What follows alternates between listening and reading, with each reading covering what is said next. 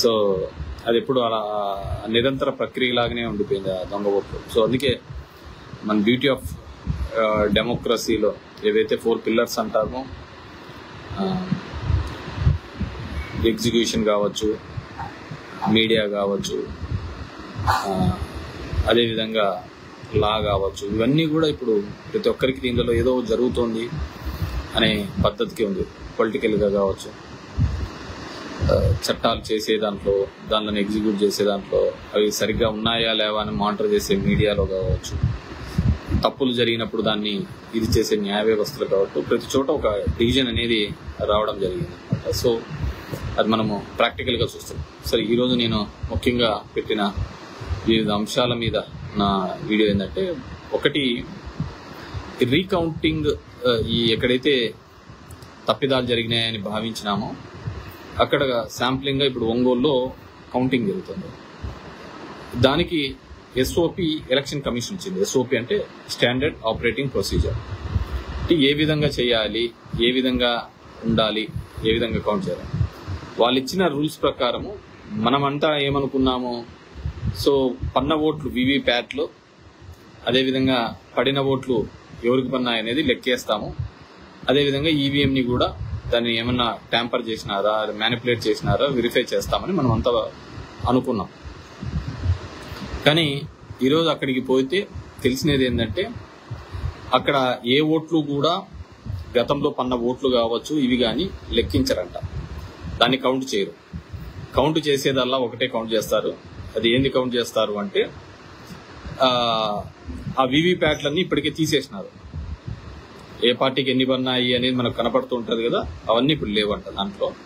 అదేవిధంగా ఆ ఈవీఎంలన్నీ క్లీన్ చేసి ఎవరికి ఎన్ని పన్నాయి, కొత్తగా మనల్ని ఏమంటారు మాక్ పోలింగ్ అంటే వేసి ఎవరికి ఎన్ని పడినాయి, ఎవరికి ఎన్ని పడలేదు, ఎవరికి ఎన్ని పన్నాయి, ఎవరికి ఎన్ని పడలేదు అనేది కౌంట్ చేసే కార్యక్రమం చేయడం జరుగుతుంది అనమాట.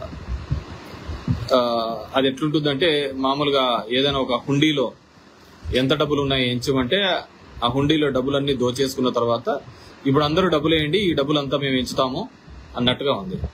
ఇప్పుడు కౌంట్ అది కాదు కదా. కౌంట్ చేయాల్సింది ఏంది, అందరికీ ఉన్న అనుమానాలు ఏంది. ఇప్పుడు నేను ఒక్కడనే మాట్లాడడం కాదు, చాలా మంది ప్రముఖులు మాట్లాడినారు, దేశవ్యాప్తంగా లీడర్స్ అందరూ కూడా మాట్లాడుతున్నారు. ప్రతి ఒక్కరికి ఉన్న అనుమానం, ఎందుకంటే మన దగ్గరికి వస్తున్నారు, చాలా మంది దగ్గరికి వస్తున్నారు, మేము వేసాము ఎక్కడికి పోయినాయి ఓట్లు అనేది ప్రతి ఒక్కరికి ఉన్న ఆలోచన విధానం అన్నమాట. సో అందరికీ ఆ డౌట్ ఉన్నప్పుడు ఖచ్చితంగా దాని మీద క్లియర్ చేయాల్సిన అవసరం ఉంది. ఇప్పటికీ ఫామ్ 20 స్టేట్ ఎలక్షన్, మన ఆంధ్రప్రదేశ్ సంబంధించి ఎమ్మెల్యే ఎలక్షన్లకు సంబంధించి ఇంకా ఇంతవరకు కూడా అప్లోడ్ చేయలేదు. స్టేట్ ఎలక్షన్ ఇంతవరకు ఫామ్ 20 అప్లోడ్ చేయలేదు. నిజంగా అది చేస్తే పోలైన ఓట్లెన్ని, కౌంట్ అయిన ఓట్లెన్ని అనేది క్లియర్ కట్ గా తెలుస్తాయి అన్నమాట. కానీ అది ఆ విధంగా ఇంకా ఇంతవరకు జరగలేదు. అది ఎందుకు చేయలేదు, ఎలక్షన్ కమిషన్ మామూలు విత్ ఇన్ మంత్ లోపల చేయాలన్నమాట. అది ఇంతవరకు చేయలేదు. ఎందుకు చేయలేదు కూడా తెలియని విషయం, వన్ ఇష్యూ. సో ఇప్పుడు ఒంగోలులో జరుగుతున్నది, అక్కడ వాళ్ళకి ఇచ్చినది ఏంటంటే, ఏ ఓట్లు ఏ దానికి పన్నాయి అనేది ఇప్పుడు వెరిఫై చేయరంట. ఆ వివిప్యాట్లను కూడా కౌంట్ చేయరంట. వాళ్ళు ఇప్పుడు మొత్తం అన్ని క్లియర్ చేసినారు. ఎందుకంటే నాకు తెలిసే అయిపోయిన 15 రోజులకో 20 రోజులకో ఎలక్షన్ కమిషన్ ఒక ఆర్డర్ ఇచ్చింది. ఏం ఆర్డర్ ఇచ్చింది అంటే, మొత్తం వివిప్యాట్లన్నీ కూడా ఉండేటివన్నీ కూడా బర్న్ చేయండి, అన్ని క్లియర్ చేయండి అని చెప్పేసి నాకు తెలిసి మా జిల్లాలోని, మా ధర్మవరంలో అయితే ఇప్పటికే బెంగళూరు కూడా వెళ్ళిపోయినాయి ఆ ఈవీఎంస్ అన్ని కూడా, అన్నింటినీ కూడా పంపించినారు. ఇంకా చేసేది ఏంది లేదు. సో అదే పనిగా ఇట్స్ డిలే ప్రాసెస్ చేయన్నారు ప్రతి ఒక్కరికి ఉన్నట్టుగానే. సో దీంట్లో క్లియర్ కట్ గా చేయడం జరిగింది. బాలినేని శ్రీనివాస్ రెడ్డి గారు ఇప్పటికే హైకోర్టుకు కూడా పోవడం జరిగింది.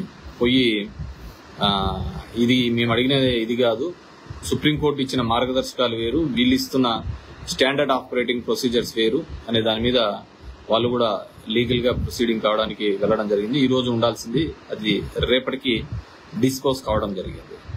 సో ఇది ఎలక్షన్స్ కి సంబంధించిన విషయం. రెండోది సంబంధించి ఈరోజు రక్షాబంధన్. కానీ ఈ వారం 10 రోజులుగా కూడా చూసినాం, కోల్కతా ఒక డాక్టర్ దాంట్లో నిజంగా దురదృష్టకరమైన సంఘటన. మోమిలా దేబ్నాథ్ అనే ఒక డాక్టరు, 31 years old డాక్టర్ కి సంబంధించిన